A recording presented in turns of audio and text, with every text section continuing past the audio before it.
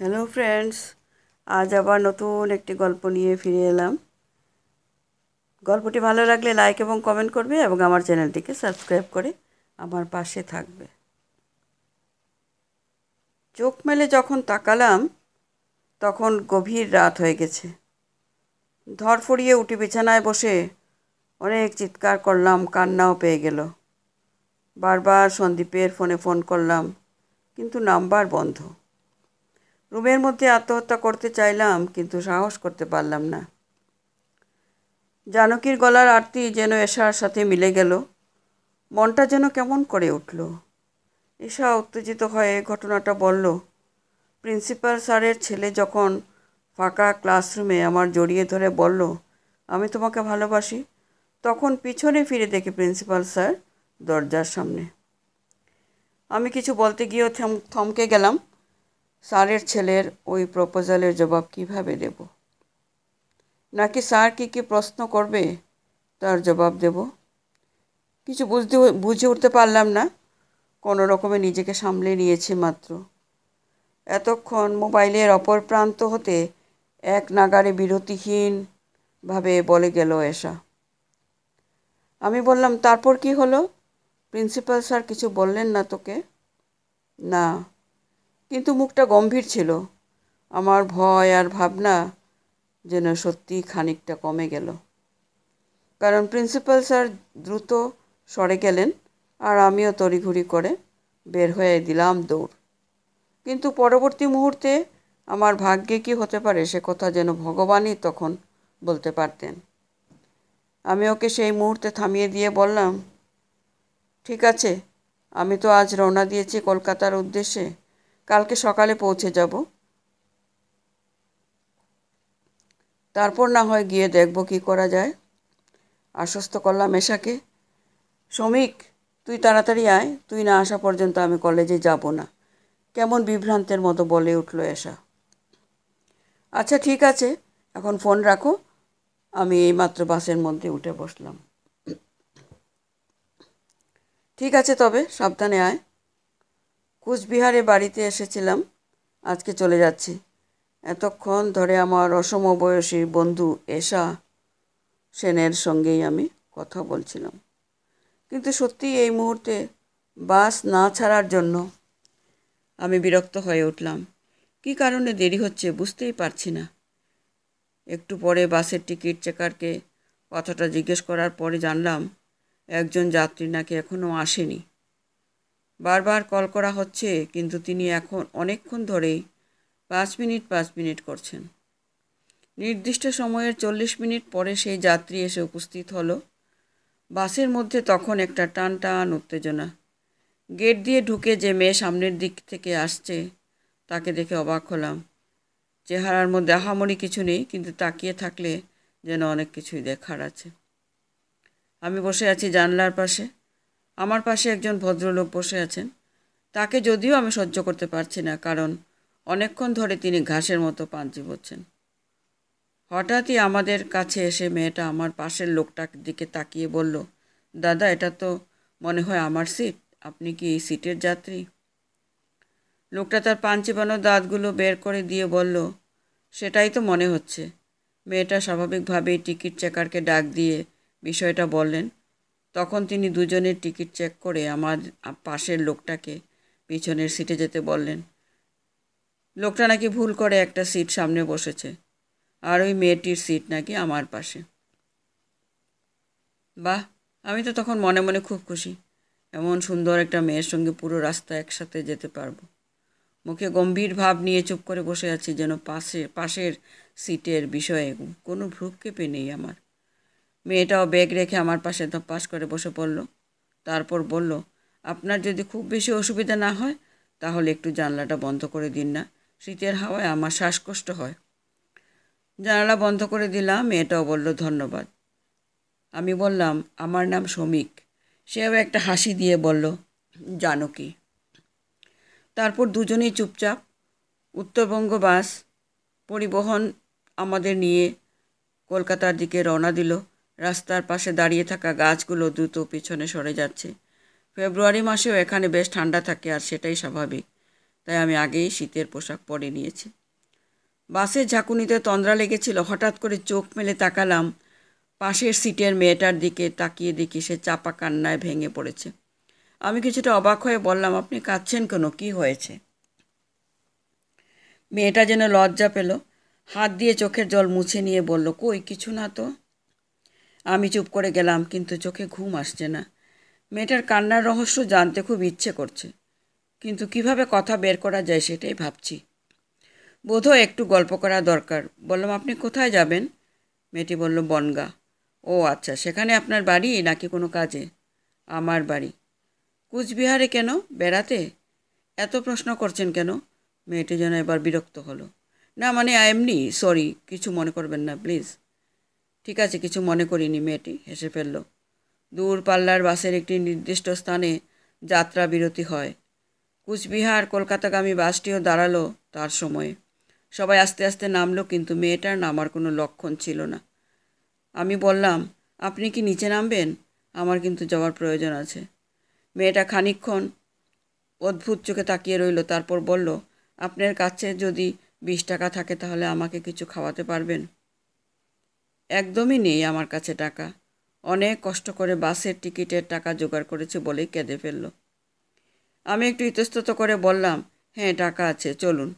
Washroom থেকে বের হয়ে দুজনেই একটা টেবিলে খেতে বসলাম। আমার মনের মধ্যে একটার পর একটা কৌতূহল জমা হচ্ছে। মেয়েটা এতক্ষণ ধরে ক্রমাগত চাপা কান্নায় ছিল, এখন বলছে তার সঙ্গে নাকি টাকা নেই। অদ্ভুত। তবে খেয়াল করলাম যে ওর হাতে কোনো মোবাইল নেই। একটু অবাক হলাম।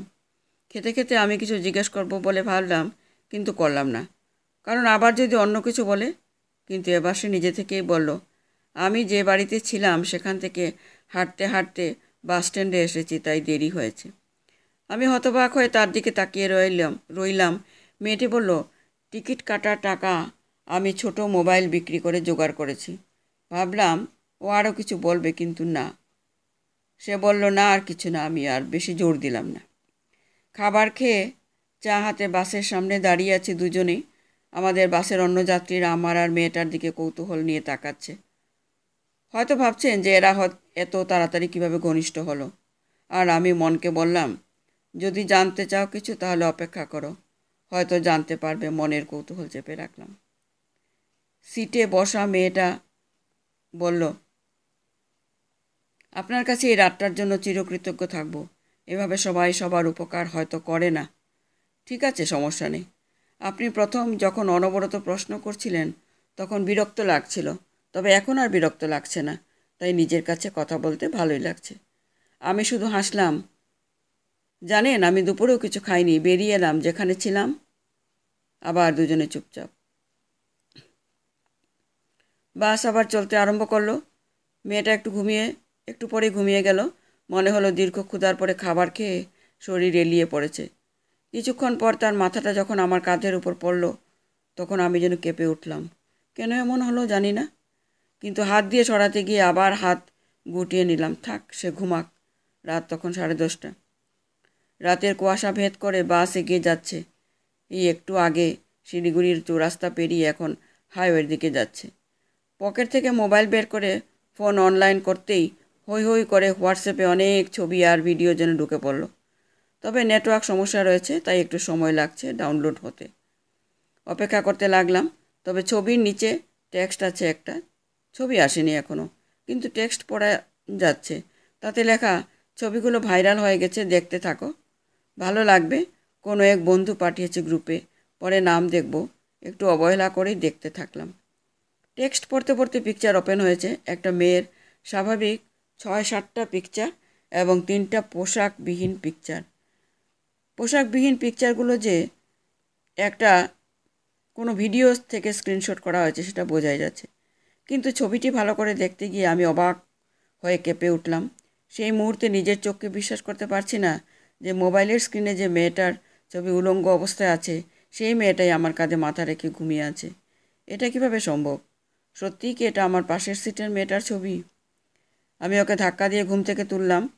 ঘুম চোখে তাকিয়ে মেয়েটি আবার চোখ বন্ধ করলো। আমি এবার ওকে ঠেলা দিয়ে বললাম, ভালো করে দেখুন তো, এই ছবিগুলো আপনার নাকি? মেয়েটা সম্পূর্ণ সজাগ হয়ে গেল। আমার হাত থেকে মোবাইলটা নিয়ে ছবিগুলোর দিকে তাকিয়ে রইল। যেহেতু তার শরীর আমার শরীরের সঙ্গে মিশে আছে, তাই অনুভব করছি সে যে কাঁপছে। আমার দিকে মোবাইলটা বাড়িয়ে দিয়ে হাতে ওড়না নিয়ে মুখ চেপে কাঁদতে শুরু করলো।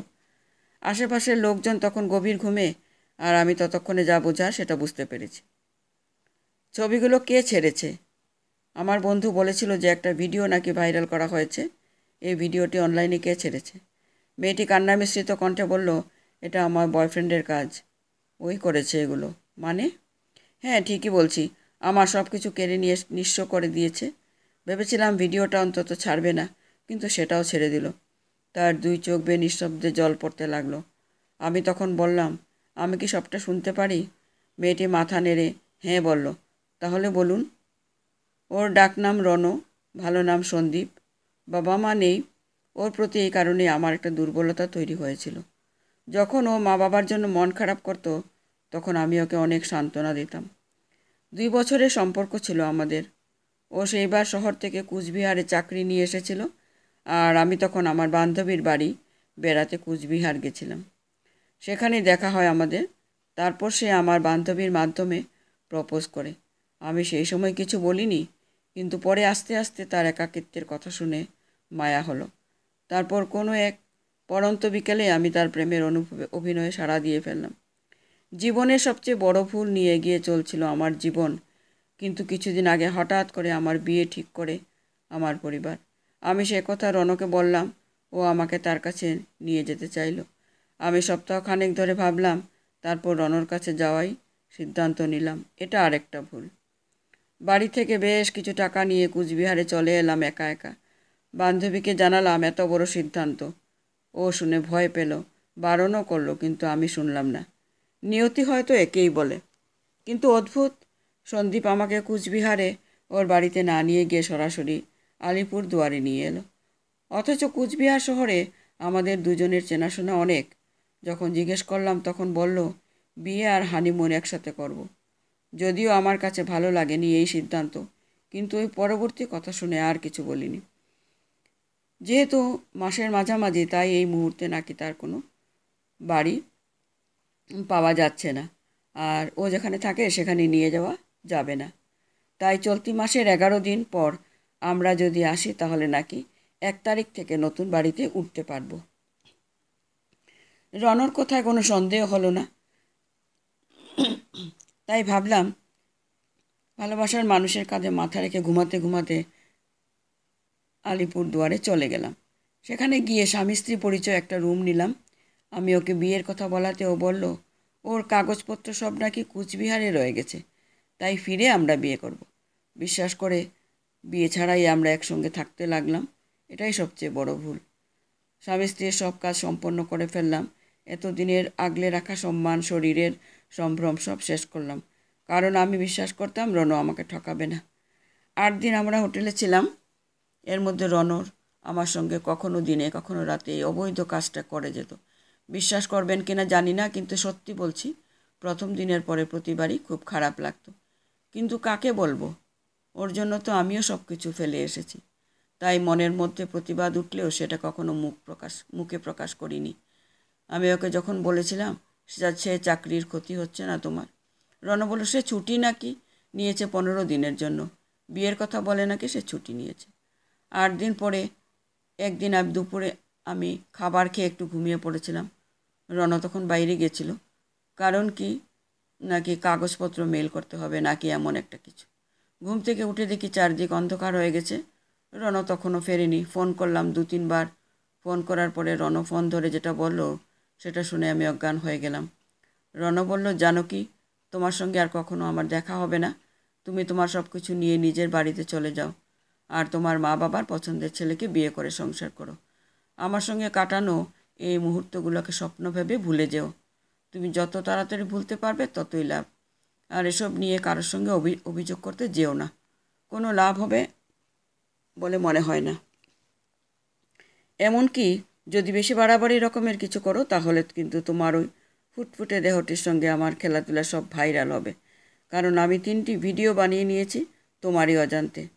মাথাটা হঠাৎই ঘুরে গেল। চোখ মেলে যখন তাকালাম, তখন গভীর রাত হয়ে গেছে। ধরফড়িয়ে উঠে বিছানায় বসে অনেক চিৎকার করলাম, কাঁদলাম। বারবার রণর নাম্বারে ফোন দিলাম, কিন্তু নাম্বার বন্ধ করে দিয়েছে। রুমের মধ্যে আত্মহত্যা করতে চাইলাম, কিন্তু সাহস করতে পারলাম না। সকালবেলা হোটেলের ম্যানেজারের কাছে বকেয়া বিলের কথা শুনে চক্ষু চড়ক গাছ। নিজের ব্যাগে সামান্য টাকা ছিল, কারণ এ কয়দিনে যা খরচ হয়েছে সেটা বাদ দিয়ে বাকি সবটাই রনর কাছে গচ্ছিত রেখেছিলাম। কিন্তু এখন আমি হোটেলের টাকা শোধ করব কীভাবে? বাধ্য হয়ে হাতের বড় মোবাইল বিক্রি করলাম, কারণ ইতিমধ্যে হোটেলের লোক নাকি কিছু কিছু বুঝতে পেরেছে। ছোট মোবাইল আর খুচরো কিছু টাকা নিয়ে কুচবিহারে এলাম। এসে আমার ওই বান্ধবীকে ফোন করলাম, তারপর ওর বাড়িতে গেলাম। আর সেখান থেকেই এখন অজানার উদ্দেশ্যে রওনা হলাম। আর কতদিন ওর বাড়িতে থাকবো? ওর বাড়ির লোকজন বিষয়টা পছন্দ করলো না। নিজের বাড়িতে যে ফোন করব তার উপায় নেই আর। কেউ মানবে না, কি করবো জানি না। চোখ দিয়ে ঝরঝর করে জল গড়িয়ে পড়লো জানকীর। স্তব্ধ হলাম মেয়েটার ঘটনা শুনে। বাস ততক্ষণে অনেক দূরে চলে এসেছে। বর্ধমান থেকে কেউ কেউ যে যার স্টপেজে নেমে যাচ্ছে। কোলাঘাটের ধাবাতে এসে ব্রেকফাস্টের জন্যে বাস থামলো। বাস থেকে বাইরে নেমে দাঁড়ালাম। ভোরের ঠান্ডা হাওয়ায় মনটা ভরে গেল। পাশে রূপনারায়ণ। এখানে আসলে মনটা ভীষণ ভালো হয়ে যায়। জানকীকে ডাকলাম, নামতে হবে, আবার অনেকটা যাত্রা। কিছুক্ষণের মধ্যে সবাই রেডি হয়ে বাসে উঠলাম। একেবারে কলকাতা পৌঁছে যাব 11টার আগেই হয়তো। একবার কলেজ যাব এশাকে নিয়ে, স্টুডেন্ট ইউনিয়নের বিষয়টা দিয়ে ইউনিভার্সিটি যাব। কিন্তু জানকীকে নিয়ে কী করব? জিজ্ঞাসা করলাম, কে আছে কলকাতায়? কেউ নেই। আর বনগাঁ যাবেন যে বললেন, তখন কিভাবে যাবেন? না, আর যাওয়া যাবে না, ভিডিওটা ভাইরাল হয়েছে না। তাহলে কি করে? সত্যিই আমি ওর কথা শুনে চিন্তায় পড়লাম। কলকাতার বাড়িতে আমিও ওকে নিয়ে যেতে পারি না। তাহলে ভেবে ঠিক করলাম ওকে কিছুদিন এশার সাথে রাখি। দুজনের সমস্যাটা বুঝবে, পরে দেখছি কি করা যায়। পুলিশ কমপ্লেন করতে হবে কিনা আলোচনা করে সিদ্ধান্ত নেব।